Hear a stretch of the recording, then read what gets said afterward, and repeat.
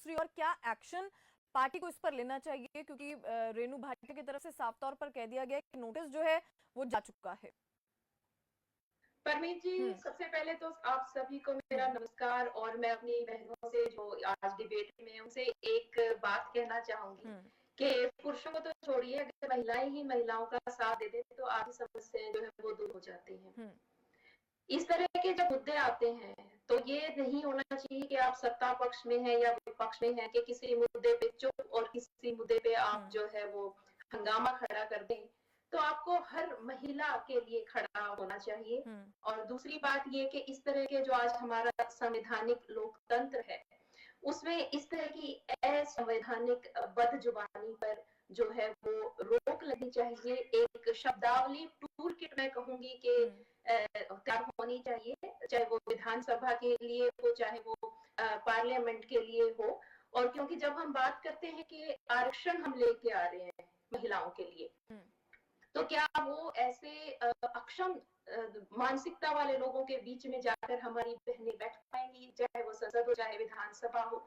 इसलिए मानसिकता पर कार्य जरूर होना चाहिए, वो बहुत जरूरी है। और समाज में मानसिकता कहाँ से पैदा होगी? मैं कहती हूँ हर पिता, आज जिसकी छोटी बेटी है वो महिलाओं के ऑब्जेक्टिफिकेशन खुद भी करना छोड़े और दूसरों को भी ऐसा घर में माहौल दे। हर माँ अपने बेटे को समझाए, हर भाई इस तरह का समाज के निर्माण में सहयोग दे जहां महिलाओं की ऑब्जेक्टिफिकेशन बंद हो।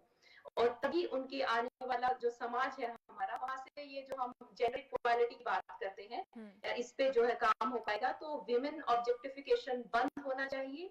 सरकारों को, चाहे वो पक्ष है चाहे विपक्ष है, तो उनपे कड़ा जो है वो कदम इस पे होना चाहिए। मैं तो कहती हूँ कि एक ऐसा कोई रूल, ऐसा कोई कानून ही आना चाहिए जो मैं एक शब्दावली टूल किट की आपको बात कर रही हूँ कि वो हमारे समाज में होना चाहिए। अगर हम कॉर्पोरेट में और बाकी संस्थानों में पोस्ट जैसे हमने रूल्स बनाए हुए हैं, तो संसद और विधानसभा में भी इस तरह के काउंसलिंग, इस तरह की सेशंस, इस तरह की ट्रेनिंग जो है उन लोगों को भी देनी चाहिए। हम क्यों एज्यूम कर लेते हैं कि इन लोगों को सब पता है? तो इसलिए ये सामाजिक तौर पे देखा जाए तो बेहद शर्मनाक घटनाएं हैं। मैं किसी पार्टी के खिलाफ, किसी या प्रवक्ता के खिलाफ नहीं हूँ, लेकिन मैं इस मानसिकता के खिलाफ हूँ जो महिलाओं की गरिमा को ठेस पहुंचाता है।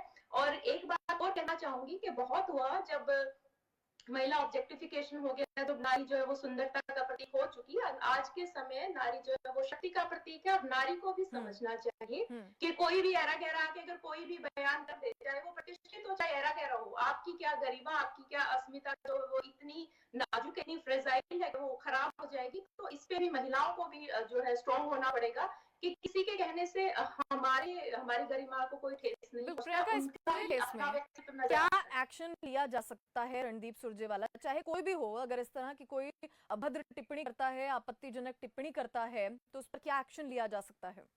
देखिए, राजनेताओं का तो ये है कि आज इस पार्टी में कल उस पार्टी में, तो हम ये नहीं कह सकते कि इस राजनीतिक पार्टी का ये स्टैंड है। तो चाहे बहुत सारे मुद्दे, जैसे दोनों मेरी बहनें हैं बीजेपी से और कांग्रेस से, दोनों ने एक दूसरे के ऊपर आरोप लगाए हैं। तो मुझे लगता है कि चाहे कोई भी पार्टी है तो एक सख्त कार्रवाई तो होनी ही चाहिए। और मुझे लगता है कि जो हमारा आयोग है, चुनाव आयोग, उसको भी इस तरह की जो कुछ है डायरेक्शंस, वही शब्दावली टूल किट, वो सब हमारे इसमें होना चाहिए। इलेक्शन टाइम में तो बहुत ये चीजें बढ़ जाती हैं, व्यक्तिगत जो छोटी जो सोच की बयान है वो बहुत होते हैं। यानी कि पार्टी को स्टैंड लेना चाहिए। कमल हांडा, क्या कुछ कहेंगे आप इस पूरे पे? आपने सुना सामाजिक